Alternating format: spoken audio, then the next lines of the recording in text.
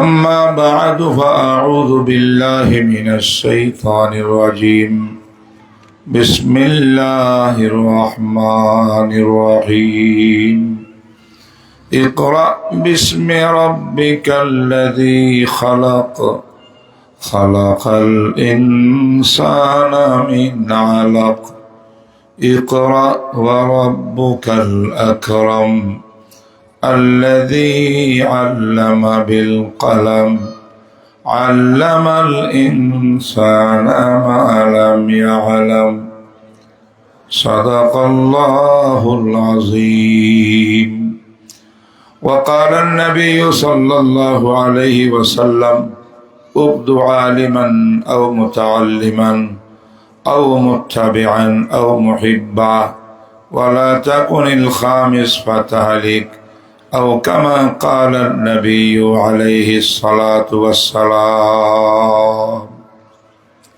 জামিয়াতুস সুন্নাহ মাদ্রাসা Hasnabad housing দক্ষিণ কেরানীগঞ্জ ঢাকার উদ্যোগে হাফেজ ছাত্রদের পাগড়ি প্রদান উপলক্ষে আজ 10 জানুয়ারি 2025 শুক্রবার মাশাআল্লাহ সকাল 8টা থেকে প্রোগ্রাম চলতেছে। তার মানে এখন শেষের দিকে প্রায়। মুরব্বীরা আসবেন, দোয়া করবেন, পাগড়ি দিবেন। জুমার দিনে আসরের পর এই টাইমটা খুব বেশি মোবারক টাইম। হাদিসের মধ্যে আছে, বুখারী শরীফের মধ্যে আছে যে আল্লাহ তাআলা আসমান জমিন পৃথিবী সৃষ্টি করেছেন 6 দিনে। সৃষ্টি লগ্নে আইয়াম দিনগুলো সৃষ্টি করেছেন। আজকে শুক্রবার, এই দিনটা কিন্তু আল্লাহ পাক প্রথম দিন থেকে ঠিক করে রাখছেন।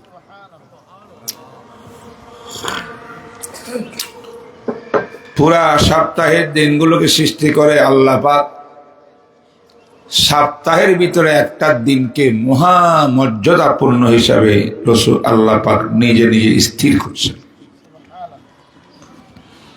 লেকিন প্রকাশ করেননি। মূসা নবীর যুগে মূসাকে বলছে, মূসা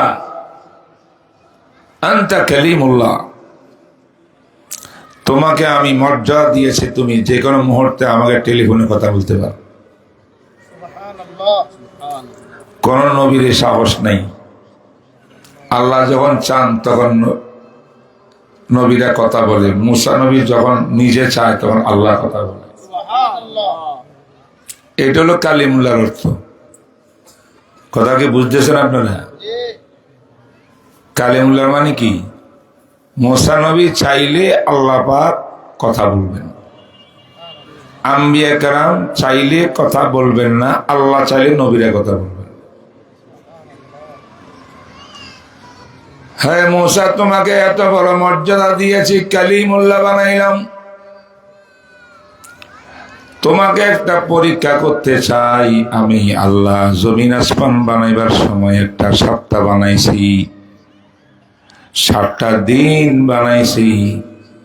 7টা দিনের ভিতরে একটা দিনকে আমি মহামর্যাদাপূর্ণ বানাইছি। মূসা, তোমাকে আমি যত নাজ নেয়ামত দিয়েছি, ওহী দিয়েছি, ইলম দিয়েছি, আমি চাই তুমি নিজে ইজতিহাদ গবেষণা করে তোমার কিতাবের আলোকে, তাওরাতের আলোকে তুমি নিজেই সিদ্ধান্ত দিয়ে জানাও আমি আল্লাহ কোন দিনকে মহব্বত করি। মূসা আলাইহিস সালাম গবেষণায় পড়ে গেলেন। ইজতিহাদ, নবীও ইজতিহাদ করতেন, আমাদের বিশ্ব নবী বহুত ইজতিহাদ করছেন। মূসা নবী চিন্তা ভাবনা করিয়া দেখলেন আল্লাহ 6 দিনে পৃথিবী সৃষ্টি করছেন, রোববার থেকে শুরু করি শুক্রবারে শেষ করছেন। শনিবারে কোনো কাজ আল্লাহ পাক কোনো সৃষ্টি জগৎকে সৃষ্টি করেন নাই। সব দিনগুলোর ভিতরে আল্লাহ সৃষ্টির কাজ করছেন, একদিনে করেন নাই। তোর দিনটা হলো 6 দিনের থেকে ব্যতিক্রম। নাকি? রবিবারও আল্লাহ কাজ সৃষ্টি করতেছেন জীব জন্তু, সোমবার করতেছেন, মঙ্গলবার, প্রত্যেকদিন করে করে করে করে শনিবারে কিছু করেনি। এই দিনটা মনে হয় আল্লাহ পাক রাখছেন স্পেশাল মর্যাদা দিয়া। এই গবেষণা করে মুসা নবী আল্লাহ সেই দিনটা ইয়াউমুস সাbt, শনিবার। আল্লাহ পাক বলেন মুসা তুমি ফেলিউর, পারো নাই, আমার মনের কথা ধরতে পারো নাই। তবে তুমি একজন নবী, তোমার সম্মান আমার কাছে আছে। তুমি যদি তোমার শরীয়তে তোমার উম্মতের জন্য শনিবারকে মর্যাদাপূর্ণ দিবস করো, আমি আল্লাহ এটাকে মর্যাদা দিয়ে রাখবো, সমস্যা নেই। তবে পৃথিবী সৃষ্টি করার সময় আমি যে দিনকে নির্ধারণ করেছিলাম সেটা কিন্তু শনিবার নয়। এই জন্য ইহুদি ধর্মে সপ্তাহের হলিডে, ইবাদতের দিবস শনিবার। এই শনিবার তারা কোনো কাজ করে না, বন্ধ।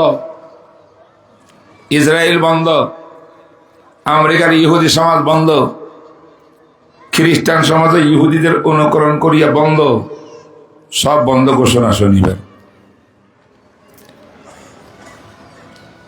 ইহুদিরা শনিবারে কোনো কাজ করে না, শুধু গির্জায় থাকে, আল্লাহ বিল্লাহ করে, তাদের ধর্ম পালন করে।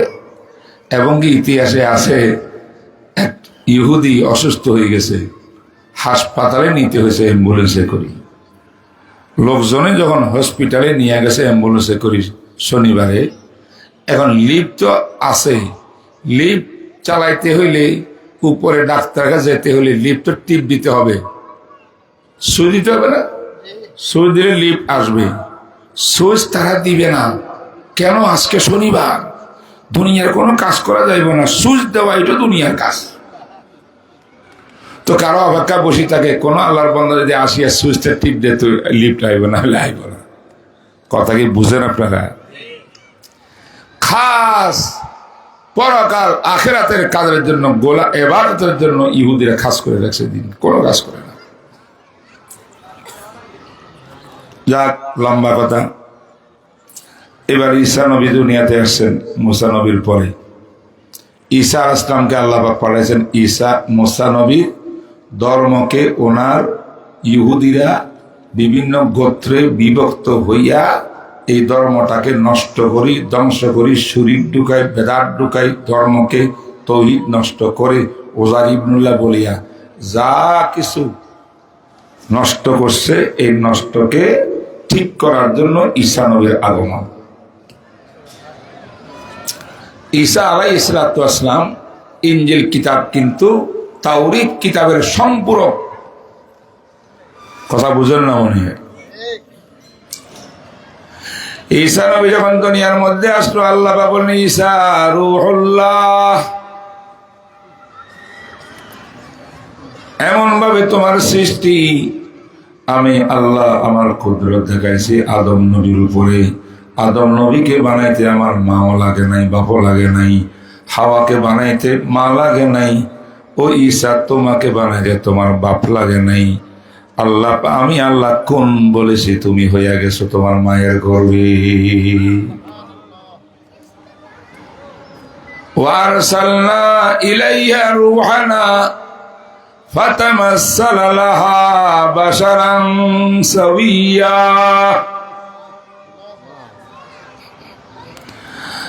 আমি রুহুল আমিনকে প্রেরণ করেছি মারিয়ামের কাছে। বহুত বড় ঘটনা কোরআনের মধ্যে আছে। মারিয়ামের বুকের মধ্যে নূরানী ফেরেশতা রুহুল আমিন জিব্রাইল ফু দিয়েছেন, ফু, বাস ঈসা নবী গর্ভে এসে গেছে। সুবহানাল্লাহ। আমি আল্লাহ পারি, কোন বললে তামাম পৃথিবী সৃষ্টি হয়ে যায়। জিব্রাইলের দ্বারায় পাঠাইয়া ফুৎকার মারলে ঈসা নবী সৃষ্টি হয়ে যায়। তোমাকে আমি কুদরতি তরিকা সৃষ্টি করে আজকে তোমাকে নবী বানাইলাম। মায়ের কোলে বসে বসে তুমি বক্তৃতা দিছো জাতির উদ্দেশ্যে, ঠিক না বেঠিক? জেরুজালেম শহরে যখন মারিয়াম বাচ্চা প্রসব করেছেন, ঈসা নবী জন্মভূমিষ্ঠ হয়েছে বাইতলেহেমে। বাইতলেহেম জেরুজালেম না, তার পাশে আরেকটা জঙ্গলে পাহাড়ে খেজুর গাছের নিচে মরা খেজুর গাছ। মারিয়াম গর্ভবতী, খেজুর গাছের নিচে বর্ষের ট্যাগ লাগাইয়া আল্লাহ রে, আল্লাহ তোমার নির্দেশে তো আসলাম, কিন্তু এখন খাবো কি? আল্লাহ তুমি কিসের মধ্যে ট্যাগ লাগাইছো? এটা তো মরা খেজুর গাছ, কিচ্ছু নাই, পাতাও নেই। কয়ে মরা হইতে পারে, তুমি একটু হুজি ইলাইকি বিজিজুইন নাখলা ফাতুসাকিদ আলাইকি রুতাবান জানিয়া। একটু নাড়া দাও, নাড়া দিলে দেখবো উপর থেকে ডুব ডুব ডুব ডুব করি খরমা খেজুর তোমার কোলের মধ্যে আসিয়ে পড়বে। মরা খেজুর গাছ থেকে এত সুন্দর সুন্দর খেজুর কে বানায়? তাহলে এখন পানির কি ব্যবস্থা হবে? আল্লাহ কতদিন নালা পায়দা করে দিলেন, পাহাড়ের উপর দিয়া ড্রেন বানাই দিলেন, নিচের পানি পাহাড়ের উপর দিয়া হইয়া ওইখানে পড়ে। কি মিষ্টি পানি! মরিয়মের সামনে দিয়া পানির দরকার, পানি খাওয়ার আছে, খাবার দরকার, খেজুর আছে, কোনো সমস্যা নাই। যখন বাচ্চা প্রসব হইল, আল্লাহ পাক বলেন, মারিয়াম তোমার কাজ ডিউটি শেষ হয় নাই, বাচ্চাটাকে কোলের মধ্যে নিয়ে শহরে চলে যাও, জেরুজালেম শহরে। মারিয়ামকে, আল্লাহ আমি একজন সতীতা নারী, জীবনে কোনো পর পুরুষের দিকে তাকাই নাই, আমি কোলের মধ্যে একটা বাচ্চা নিয়ে যদি আমি শহরে যাই, মানুষ তো আমাকে মেরে ফেলবে, আমার জাতির 14 গোষ্ঠীর খবর নিয়ে নিবে, আমি কেমন অপকর্ম করিয়া জেনার বাচ্চা আনলাম, মানুষ এই ধারণা করবে। মানুষ যখন আমাকে ঘেরাও করিয়া এরকম প্রশ্ন করবে, আমি কিভাবে জবাব দেব? আল্লাহ তোমার সাহায্য ছাড়া আমার উপায় নেই। আল্লাহ বললেন, মারিয়াম চিন্তার কোনো কারণ নেই, কারণ ঈসাকে দিয়েছি আমি, এই ঈসার কারণে তোমার জবাবদেহি এটা করতো, আমি সাহায্য করব, আমি আল্লাহ। যাও, জেরুজালেমের ইহুদিরা তোমাকে যদি প্রশ্ন করে, প্রশ্নবিদ্ধ করে, সন্তান কোথায় পাইলা, তুমি ইশারা দিয়া করবা এমনি এমনি, মুখ বন্ধ মানে কথা বলবো না। কথা বলে না কে? রোজা রাখে যে, সেই শরীয়তে রোজা রাখলে কি করে কাজ যেত না, কথা বলা যেত না। আর আমাদের জগতে মাশাআল্লাহ রোজা রাখলে এই শুরু হয় দুনিয়ার আলাপের মেন কাহিনী।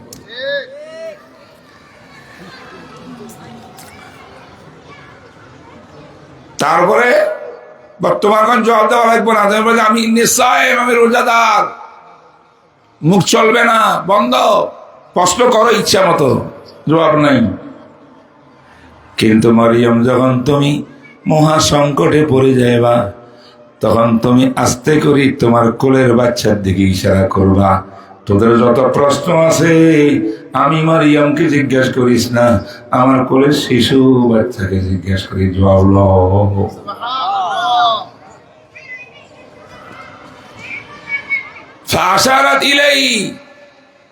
মারিয়াম ইশারা করছে, দুধের বাচ্চা দুধ খাইতেছে বুকের মধ্যে বসিয়া, তোরা লাঠি ছোটা নিয়ে আসে আমাকে মারবি, আমি জানাকারী, আমি বেবিচারিনি, আমি অমুক, আমি তমুক, আজ মারে লাবি।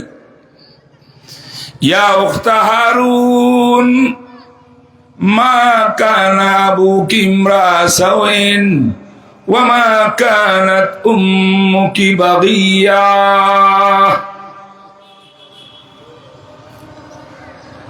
মারিয়ামের একটা পূর্বপুরুষ আত্মীয়তার ভাই ছিল হারুন। এটা হারুন নবী না, আবার বড় বুজুর্গ মানুষ, জেরুজালেমের প্রত্যেক মানুষ ওনাকে শ্রদ্ধা করে। এত বড় বুজুর্গের বোন তুমি, উখতা হারুন, তোর বাবা তো ভালো মানুষ ছিল, তোমার মাও তো বড় পবিত্রতা নারী ছিল, তুমি কেমনে এই কাজ করলা? যখন বাচ্চার দিকে ইশারা করছে, এটা জিজ্ঞেস কর, এরা আরো ক্ষিপ্ত হয়ে গেছে, দেখছে নাকি ফাইজলামি শুরু করছে, এক তো গুনাহ করছে, অপরাধ করছে, উত্তর দেয় না, আর মজাক করে, উপহাস করে, বাচ্চাকে জিজ্ঞেস করতাম। তার শ্রী মাহরুল কোরআন লিখছে, ঠিক এই সময় যখন এখন মরিয়মে নির্যাতনের শিকার হবে মরিয়ম, জনগণ খেপে গেছে, ইচ্ছা মতো পেটাবে। ঠিক সেই মুহূর্তে ঈসা আলাইহিস সালাম মারিয়ামের বুক থেকে আস্তে আস্তে ওনার স্তন থেকে দুধটা চুইতেছিল, দুধ চুইয়া চুইয়া পান করতেছিল ঈসা নবী। অবস্থা যখন চারদিকে খারাপ, লাঠি ছোটা, মানুষের হামলা আক্রমণ, আস্তে করে বাচ্চা যখন মায়ের স্তনে দুধ পান করে, বলেন তো বাচ্চার চেহারার মুখটা কোন দিকে থাকে? মায়ের বুকের দিকে থাকে, ঠিক কিনা? আস্তে করে দুধটা ছেড়ে দিয়া ঈসা নবী গাড়কে এমনে ফিরেছে, এমন করে সুবহানাল্লাহ কয় না? দুধের বাচ্চা দুধটা ছাড়িয়া মায়ের বুকের দিকে না তাকাইয়া জনগণের দিকে তাকাইতে গেলে তো কি করতে হবে? এমনি গাড় করতে হবে, এমনি গাড় বিরাইয়া বলে, ইন্নী আব্দুল্লাহ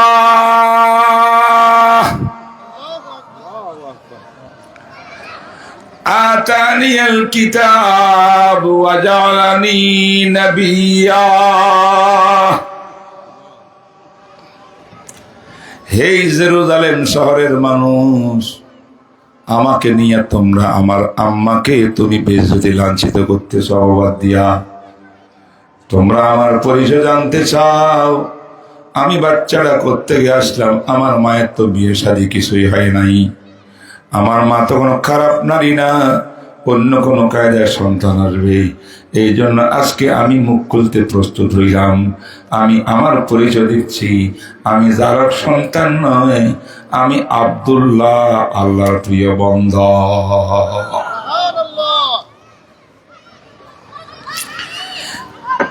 সন্তান যারক হইলে তো আল্লাহর প্রিয় বান্দা হইতে পারে না, আমি তো আল্লাহর প্রিয় বান্দা।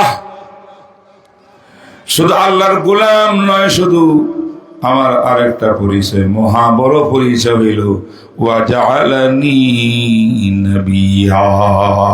আল্লাহ পাক আমি শিশুকে নবী নির্ধারণ করেছেন। সুবহানাল্লাহ।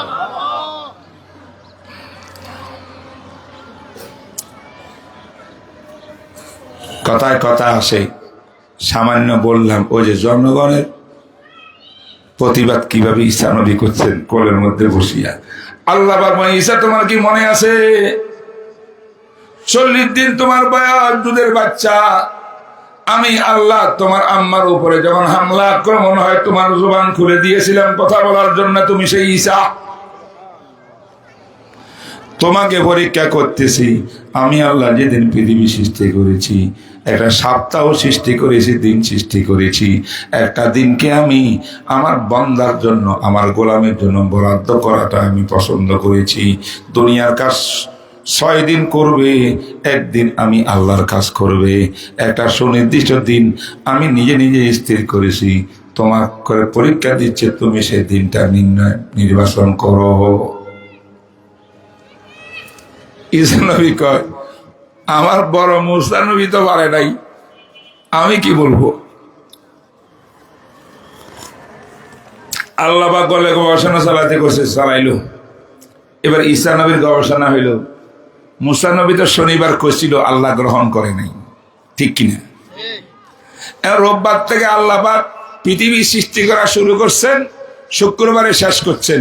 তাহলে হইতে পারে পৃথিবী সৃষ্টি করা, মাখলুক সৃষ্টি করার এই কাজটা যেই যেই দিনে করছেন, দিনগুলা পবিত্র। এই ভালো কাজটা যেই দিন স্টার্ট করছেন, দিন এটা বেশি পবিত্র। কথা কয় না? মানুষ সৃষ্টি জগৎকে সৃষ্টি করা স্টার্ট করছেন কোন দিনে? জোরে কয় না? ঈসা নবী ঠিক করলো যে রবিবার। আল্লাহ পাক বলেন, ঈসা তুমিও ফেল। আমি আল্লাহর নিজে নিজের মধ্যে যেভাবে নির্ধারণ করে দিয়েছি, মুসা উত্তীর্ণ হয় না, তুমি উত্তীর্ণ হও নাই, কিন্তু আমি আল্লাহ তোমাদেরকে কারোকে অসম্মান করব না। তোমরা আমার নবী, তোমরা যদি বলো প্রত্যেক দিন তো আমার এই দিন, আমার সৃষ্টি, যদি তুমি রোববারকে শ্রেষ্ঠ মনে করো, আমি আল্লাহ তোমার উম্মতের জন্য এটাকে শ্রেষ্ঠ করে দেব, এটাকে ফজিলত দিয়ে দেব। কিন্তু আমি আল্লাহ যে দিনটা চাইছিলাম সেই দিন কিন্তু রবিবারও না, শনিবারও না।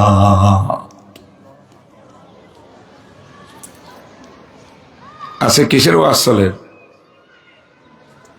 হ্যাঁ কন্যা, কি বিষয়? শুক্রবার ওয়াজ আসে গেছে, শুক্রবারের ওয়াজ। বিশ্বনবী সাইয়্যিদুল মুরসালিন রাহমাতুল লিল আলামিন যখন নবী হয়ে আসলেন, আল্লাহ পাক আমাদের নবীকে বলছেন, নবীজি সপ্তাহের একটা দিন আমার কাছে শ্রেষ্ঠ, আপনি সেই দিনটা নির্বাচন করিয়া বলুন। সুবহানাল্লাহ কয় না রে? এইদিকে হুজুর মক্কা মুকাররমায় তখন এই দিনের কথা আল্লাহ জিজ্ঞাসা করছে, ওই দিক থেকে খবর আসছে মদিনা শরীফে যারা মুসলমান, যারা কিছু মুসলমান হয়ে গেছে না দাওয়াত পাইয়া, তাদের মধ্যে একজন লোক আছে আসআদ ইবনে জুরারা। কি নাম? আসআদ ইবনে জুরারা। তিনি মদিনার ভিতরে বললেন, হে ভাই মুসলমান ভাইরা এদিকে আসেন। মিটিং করছে, মিটিং করে কয় প্রত্যেক ধর্মের ভিতরে সপ্তাহে একটা ভালো দিন আসে, সবাই একত্রিত হয়, খাওয়া দাওয়া করে, আল্লাহ বিল্লাহ করে, জিকির আজকার করে। আমরা মুসলমান যখন হয়েছি, তো যদিও নবীজি এখনো মদিনাতে আসে নাই, তো আমরা তো একটা দিন একত্রিত হওয়া দরকার, মিটিং টিটিং করা দরকার। তো বলে তো কেমনে হবে? সব খাওয়া দাওয়ার ব্যবস্থা আমি করবো, একটা মিটিং করি আমরা, চলো। ঠিক আছে, রাজি আছি। আসাদ ইবনে জুরারা খাওয়া দাওয়ার ব্যবস্থা করছেন হাজমুন নবী নামক মদিনা উপশহরে একটা জায়গার ভিতরে, সব একত্রিত হয়েছে কিবারে? শুক্রবারে। রসুল না সাহাবা? জোরে কয় না? সাহাবারা একত্রিত হলেন, 2 রাকাত নামাজ পড়লেন, জিকির আজকার করলেন, বয়ান টায়ান হইল, খাওয়া দাওয়া হইল। এখন কাজটা করার পরে এইবার তারা পেরেশান যে আমরা যে একটা নতুন কাজ করলাম, এটা কোনো বেদাত হবে কিনা, আমাদের নবীজির অনুমতি তো নেওয়া হয়নি। এই কথা কয় না? এবার লোক পাঠাইছে খবর দিয়ে মক্কা শরীফে, হুজুর আমরা এইভাবে একদিন একত্রিত হয়েছিলাম, কোনো খারাপ কাজ কিছু করি নাই, আমরা নামাজ পড়ছি, কোরআন তেলাওয়াত করছি, জিকির আজকার করছি, এবার একত্রিত হয়েছিলাম। যখন এই খবর নবীজির কাছে আসলো, ওদিকে আল্লাহ জিজ্ঞাসা করে সপ্তাহের সারা দিবস কোন দিবস? তখন আল্লাহ নবীর দিলের মধ্যে আসলো, আমার উম্মত যখন শুক্রবার দিবসে একত্রিত হয়েছে, আমার কাছে শুক্রবার দিবসটা আল্লাহ কাছে শ্রেষ্ঠ মনে হইল। আল্লাহকে বলছে, আল্লাহ আমার উম্মত মিলিয়া, আমি মিলিয়া শুক্রবারকে নির্ধারণ করলাম। আল্লাহ পাক করেন, নবীজি এটাই তো আমার অন্তরে ছিল যেদিন সৃষ্টি করছিলাম। সুবহানাল্লাহ।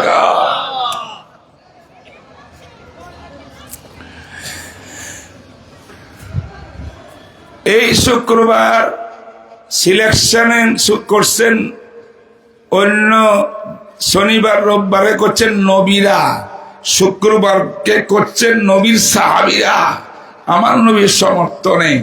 কিন্তু আল্লাহর কাছে আমার নবীর সাহাবীটা গ্রহণযোগ্য হয়ে গেল, ওইটা আল্লাহর দিলের সঙ্গে মিলে গেল।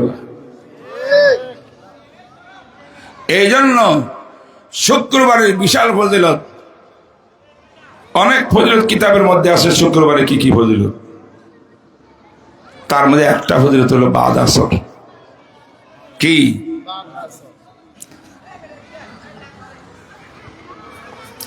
বুখারী থেকে সব কিতাবে আছে, কোন হাদিসটা সংক্ষেপ, কোন হাদিস বিস্তারিত।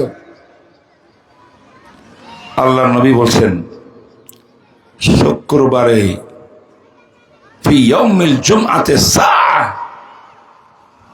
শুক্রবারে একটা টাইম আছে, সাআ মানে সংক্ষিপ্ত একটা টাইম, এমন টাইম যে টাইমে আমার উম্মত যদি ওই টাইমে হাত তোলে দোয়া করে, আল্লাহ পাকের ওয়াদা হইল ঈমান যদি থাকে, বাস শর্ত একটা, যে কোনো ঈমান মুমিন মুমিনা ওই দিন যদি দোয়া করে একটা দোয়াও আল্লাহ রিটার্ন দিবে না, ফেরত দিবে না, সব কবুল করবে।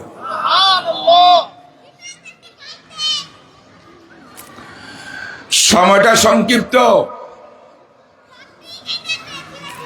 এখন সময়টা কোন সময় যেটা দোয়া কবুল হয়, এই নিয়ে আবার মতামত আছে। একটা মত হইল, গ্রহণযোগ্য মত হইল, শুক্রবার আসরের নামাজ পড়ি, কাতার না ভাঙ্গিয়া নামাজের বৈঠক থেকে না উঠে যে মসজিদে বসে থাকবে,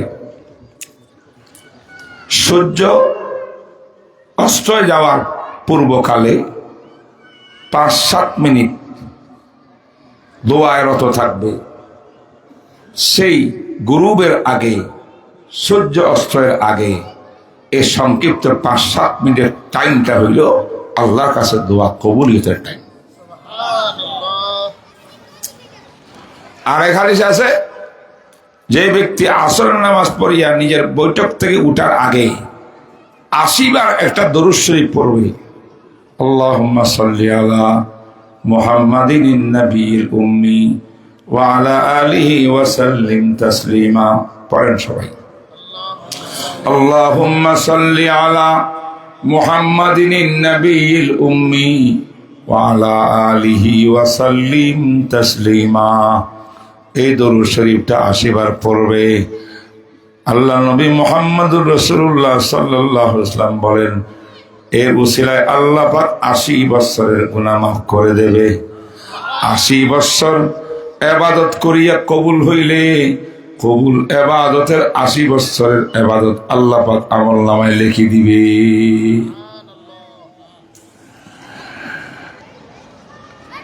শুক্রবারের জুমার আগে পরে সূরা কাহাফ পড়লে ঈমানের সাথে মওত নসিব হবে। শুক্রবার জুমার আগে 5-7টা সুন্নত আদায় করিয়া মসজিদে যখন রওনা হবে, প্রত্যেক কদমে কদমে 1 বছরের গুনাহ মাফ হইয়া যাবে। দোস্ত আহবাব, আজকে জামিয়াতুস সুন্নাহ মাদ্রাসা বড় কষ্ট করে প্রতিষ্ঠানটা চলতেছে। আপনাদের বাচ্চাদেরকে কোরআনের হাফেজ বানায়, কোরআনের নাজারা শিক্ষা দিয়ে, বিশুদ্ধ কোরআন তেলাওয়াত শিক্ষা। কেন কেন? কোরআন হইল জান, কোরআন হইল প্রাণ। যে উম্মত, নবীর যে উম্মত, যেই দল কোরআনকে বাদ দিয়ে দিছে, সেই উম্মত আর মুসলমানিত্ব বাকি রাখতে পারে নাই। সেই দেশটা দখল হয়ে গেছে বিধর্মীদের হাতে। মুসলমানরা লাঞ্ছিত বঞ্চিত হইয়া পিঠা খাইয়া খাইয়া আগুনে জ্বলে জ্বলে বের হয়ে যেতে হয়েছে। কিন্তু যেই জাতি কোরআনকে ধরে রাখছে, কোরআনের শিক্ষাকে বুকে ধারণ করতে পেরেছে, পৃথিবীর কোন শক্তি সেই মুসলমানের কিছুই করতে পারে না। वो जमाने में मुअज़्ज़ज़ थे मुसलमान होकर, और तुम खारे हुए तारे के कुरान होकर। वो जमाने में मुअज़्ज़ज़ थे हामिल कुरान होकर, और तुम खारे हुए तारे के कुरान होकर। 1000 বছরের ইতিহাস, পৃথিবীর যেখানে যেখানে মুসলমানের ইতিহাস, করুণ ইতিহাস ঘটেছে, বিধর্মীদের হাতে জুতা পিটা খাইছে মুসলমান। ইতিহাস পড়ে দেখুন, আন্দলুসের ইতিহাস পড়েন, মরক্কোর ইতিহাস পড়েন, সব জায়গার মধ্যে দেখা গেছে মুসলমান যখন ইসলাম থেকে বিমুখ হইয়া গেছে, কোরআন ছেড়ে দিয়েছে, আমল ছেড়ে দিয়েছে, তাকওয়া ছেড়ে দিয়েছে, আলেম ওলামাকে শ্রদ্ধা করা ছেড়ে দিয়েছে, মন মতো নফসের কথা মতো মুসলমান জীবন যাপন করছে, কোরআনী শিক্ষা বাদ দিয়া, আল্লাহর কসম তখনই ইহুদি খ্রিস্টানকে দিয়া আল্লাহ পাক মুসলমানকে পিটাইছে।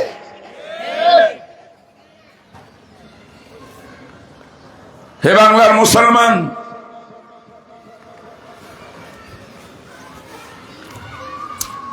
5 তারিখে দেশ নতুন করে স্বাধীন হয়েছে, এটা বলতে বলতে বলতে বলতে মুখের স্যাপ আসি গেছে মানুষের। আমি বুঝি না কি স্বাধীন হয়েছে, ওই আগের মতো সব রইয়া গেছে, কিচ্ছু আমরা পাই নাই, কিচ্ছু পাবো না। বর্তমান জাগতিক এই পিঠ কারোর থেকে আসল জিনিস পাবো না। শান্তি ভাগ্য মুসলমানের পরিবর্তন করতে হলে কোরআন হাদিসের সামনে আসতে হবে।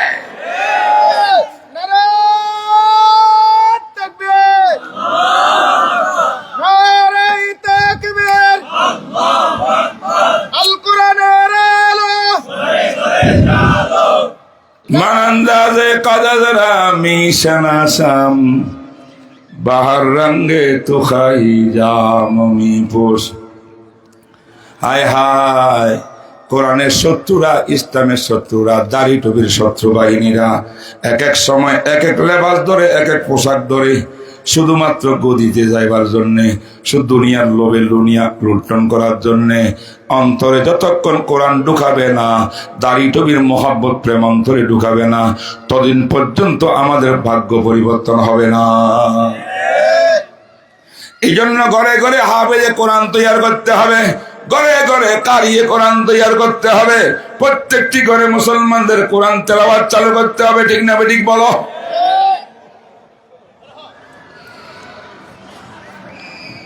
চিস্তে কোরআন কালামে হক সিনাস, চিস্তে কোরআন কালামে হক সিনাস, রুনামায়ে রব্বিনাস আমুদ্দিনাস। এই ভাগ্য পরিবর্তন কে করে? মানুষের আল্লাহ। আল্লাহ আমাদের ভাগ্য পরিবর্তন করবে, দেশের জুলুম অত্যাচার নির্যাতন বন্ধ করিয়া ইনসাফ সুবিচারের রাজ কায়েম করবে। কায়েম করেনেওয়ালা মানুষ নয়, আমার আল্লাহ। কার কাছে আসতে হবে? আল্লাহর কাছে ধর্ণা দিতে হবে, কাঁদতে হবে, জিকির করতে হবে, আল্লাহর গোলামি করতে হবে। যদি প্রত্যেকটা মানুষ আমরা 3.5 হাত বডির মধ্যে আল্লাহর বিধান ঢুকাই ফেলি, আল্লাহর বিধান বাস্তবায়ন করি, আমার মাধ্যমে আমার পরিবারের মধ্যে এই ইসলাম কোরআন সুন্নাহ ঢুকবে। আমার পরিবার পুরা মুসলমান হইলে আমার সমাজের মধ্যে কোরআন সুন্নাহ ঢুকবে। সমাজের মধ্যে কোরআন সুন্নাহ মোতাবেক আমল হয়ে গেলে রাষ্ট্রের মধ্যে কোরআন সুন্নাহ ঢুকবে। যেদিন রাষ্ট্রে কোরআন সুন্নাহ ঢুকবে, সেই দিন আমাদের ভাগ্য পরিবর্তন হবে। লাগবে নি কোরআন? কার কার লাগবে হাত তুলিয়া দেখান। আল্লাহ আল্লাহ, তুমি আমাদের সবাইকে কোরআনের পাগল বানাই দাও আল্লাহ, কোরআনের আশেক বানাই দাও আল্লাহ, আল্লাহ কোরআনের আশেক বানাই দাও। হায় হায়, এই জন্য বিশ্বনবী মুহাম্মদ রাসূলুল্লাহ সাল্লাল্লাহু আলাইহি ওয়াসাল্লামকে আল্লাহ পাক বিপ্লবী জীবন দিয়েছেন। এমন সময় পৃথিবীতে পাঠাইছেন, মক্কার আরবরা তখন সমস্ত দুর্নীতি, সমস্ত অন্যায়ের মধ্যে জড়িত, হাবুডুবু খাচ্ছে, জানাবে বিচারের মধ্যে। ঠিক না বেঠিক বলে? এমন অপবিত্র আইয়ামে জাহেলিয়াত, বর্বর যুগ, অন্ধকার যুগ, অন্ধকার লোক, জাহেল লোক, এদেরকে জান্নাতের পথ, সুগম পথ দেখানোর জন্য, নূরের আলো দেখানোর জন্য বিশ্বনবীকে আল্লাহ পাক দায়িত্ব দিয়েছেন। এই দায়িত্বের 1 নম্বর দায়িত্ব নবীর উপরে ছিল ইয়াতলু আলাইহিম আয়াতিহি, কোরআন বিশুদ্ধ করি সাহাবায়ে কেরামকে পড়াই দেওয়া। এটা আমার বিশ্বনবীর দায়িত্ব। সুবহানাল্লাহ। এই জন্য উলামায়ে কেরাম মাদ্রাসা কায়েম করে, নুরানি মক্তব, হাফেজিয়াখানা, হেফজখানা, বিভিন্ন মাদ্রাসা। জনগণে বলে হুজুরদের মনে কাম নাই, রাস্তা রাস্তায় এই ভাষায় মাদ্রাসা, ওই ভাষায় মাদ্রাসা, এত মাদ্রাসার কি দরকার? ইসলাম যেন, ইমান যেন সবার দরকার, মাদ্রাসারও সবার দরকার। যত মাদ্রাসা বাংলাদেশে আছে, সব মাদ্রাসার ছাত্রগুলো যোগ করলে যা হয় তার থেকে কয়েকশো গুণ বেশি শুধু স্কুল কলেজের ছাত্র। কিন্তু স্কুল কলেজের জাগতিক শিক্ষা দরকার আছে দুনিয়াতে, কোনো সন্দেহ নাই। জাগতিক শিক্ষা কিন্তু আমাকে জান্নাতে নিবে না, শুধু জাগতিক শিক্ষা, ঠিক না ঠিক বলে? আমার ইঞ্জিনিয়ার দরকার, আমার ডাক্তারের দরকার, আমার ঐতিহাসিকের দরকার, আমার বৈজ্ঞানিক দরকার, দার্শনিক দরকার, না হলে এই দুনিয়াটা সুন্দর কেমনে হবে? কিন্তু ডাক্তার পুরা পৃথিবীর সব ডাক্তারকে বাড়ি খাওয়াইলেও কবরের প্রশ্নের জবাব দিতে পারবে না, হাসরের মাঠে জবাব দিতে পারবে না। হাসরের মাঠে প্রশ্নের জবাব দিতে হবে, কবরে প্রশ্নের জবাব দিতে হবে। ইসলামী শিক্ষা, কোরআনী শিক্ষার কোন বিকল্প পৃথিবীতে নয়। শিক্ষা লাগবে না? লাগবে না। তাহলে যে মুসলমানের বাচ্চা যারা নাকি শতগুণ বেশি যারা অন্য লাইনে আছে, তাদেরকে আমাদের মুসলমান বানাইতে হবে কিনা? এই জন্য আমাদের বর্তমানে দাবি, সেটা হলো উপদেষ্টাদেরকে দাবি, তাদের পরে যারা ক্ষমতায় আসবে, আল্লাহ যাকে ক্ষমতায় আনেন তারা আসবে জাতির ম্যান্ডেট নিয়ে, আসুন, আমাদের কোনো আপত্তি নেই। আমরা কিন্তু ক্ষমতার জন্য, আমরা হুজুর মানুষ, আমাদের কাজ হইল আমরা প্রত্যেক ঘরে ঘরে কোরআনের শিক্ষা প্রচার করতে চাই। তাই এটার ব্যবস্থা করতে হবে সরকারকে। আমাদের কোটি কোটি সন্তান স্কুল কলেজে মাদ্রাসা যেমন হেফজখানা আছে, প্রত্যেক high school, primary school, college, varsity, সেখানে কোরআন শিক্ষা থাকতে হবে। হেরো আমাদের সন্তান, হেরো মুসলমান, হেরো জান্নাতের দরকার, হেরো জাহান্নামে বাঁচার দরকার, ঠিক না বেটি? আপনি তাবলিগ করেন, আপনি জাহান্নাম থেকে বাঁচে যাবেন। আমি হুজুর মানুষ, পড়াশোনা করি, আমি আমল করি, জাহান্নামে বাঁচে যাব, এত খেলা না। জাহান্নাম থেকে বাঁচতে হলে নিজেও বাঁচতে হবে। কু আনফুসাকুম ওয়া আহলিকুম নারা, নিজের পরিবারের প্রত্যেক সদস্যকে জাহান্নাম থেকে মুক্তি দিতে হবে। আর নিজের সদস্যকে জাহান্নাম থেকে মুক্তির ব্যবস্থা হইল তাকে ইসলামী শিক্ষা শিক্ষিত করতে হবে। জাগতিক শিক্ষা করেন, কোনো সমস্যা নেই। জাগতিক শিক্ষার আগে হলো ইসলামী শিক্ষা। আগে ইমান তৈয়ার, তারপরে আপনার ডাক্তার। আগে ইমান মুসলমান হন, তারপরে আপনি ইঞ্জিনিয়ার, ঠিক না? এই জন্য ডক্টর ইকবালে বলছে, वो जमाने में मुअज़्ज़ज़ थे मुसलमान होकर और तुम खारे हुए तारे के खुर्रा होकर। डॉक्टर इकबाल आरो बोले, तुम शौक़ से कॉलेज में पढ़ो पढ़के में जुमू, तुम शौक़ से कॉलेज में पढ़ो पढ़के में जोलो, जायज़ है गुब्बारों में उड़ो पढ़के में जोलो। इस बंदाए आज जिसकी भी एक बात रहे याद, इस बंदाए आज जिसकी भी एक बात रहे याद, अल्लाह और अपनी हकीकत को ना बोलो। अल्लाह अकबर। दार्शनिक इकबाल বলেন, হে মুসলমান, আমি ইকবাল ইউরোপে পড়াশোনা করেছি, আমেরিকায় পড়াশোনা করেছি, জাগতিক শিক্ষা অর্জন করেছি, আমি সব জানি। আমার গবেষণা হইল মুসলমানের জন্য জাগতিক শিক্ষা অর্জন করতে কোনো প্রবলেম নেই, কোনো সমস্যা নেই। তুমি মন চায় কলেজে পড়ে, স্কুলে পড়ো, ভার্সিটি পড়ো, পার্কে ঘুরো, যা ইচ্ছা তাই করো। শর্ত একটা, সেই শর্ত হলো কখনো নিজের পরিচয় বলবা না, আল্লাহর পরিচয় বলবা না। তোমার আল্লাহকে, সৃষ্টিকর্তাকে তুমি মনে রাখবা। যদি খালেক আর সৃষ্টিকর্তাকে তুমি মনে রাখতে পারো, স্কুলে গেলেও তুমি পাক্কা একজন তাবলিগী হইতে পারো, পাক্কা একজন নামাজি হইতে পারো, ঠিক না বেঠিক বলেন? তাহলে আমাদের দরকার আছে না নাই কোরআন শিক্ষার?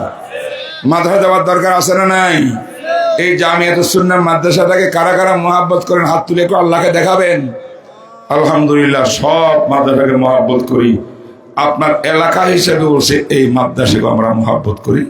আপনার ছেলে দিবেন, মেয়ে দিবেন, পড়াবেন, পড়ার যে সিস্টেম আছে আমাদের মাদ্রাসাগুলোতে আলহামদুলিল্লাহ এখন স্কুলের পড়াও আছে, বাংলা, ইংরেজি, অঙ্ক আছে না, সব আছে। আপনি স্কুলে পড়লে শুধু জাগতিক শিক্ষাটা পাবে, ইসলামটা পাচ্ছে না এখনো। কিন্তু মাদ্রাসা দিলে আগে ইসলাম ইমানও পাইল, জাগতিক শিক্ষা পাইল। এইভাবে যদি ইমান ঢুকাই দেওয়া যায় তাদের কলবের ভিতরে ছোট্টবেলায়, এই ইমানের লাইট যখন কলবে জ্বলবে, এবার ভার্সিটিতে ভর্তি হইলেও কলেজে ভর্তি হইলেও কোন নাস্তিক বেঈমানে তার ইমান কিনতে পারবে না। আল্লাহ পাক রব্বুল আলামিন আমাদেরকে কবুল করুক। দোয়া করি মাদ্রাসার জন্যে। বাচ্চাদেরকে পাগড়ি দেওয়া হবে, পাগড়ি দেওয়া হবে। বড় মুরব্বীরা আসতেছে, আমরা সংক্ষিপ্ত দোয়া করি। আল্লাহুম্মা আমিন।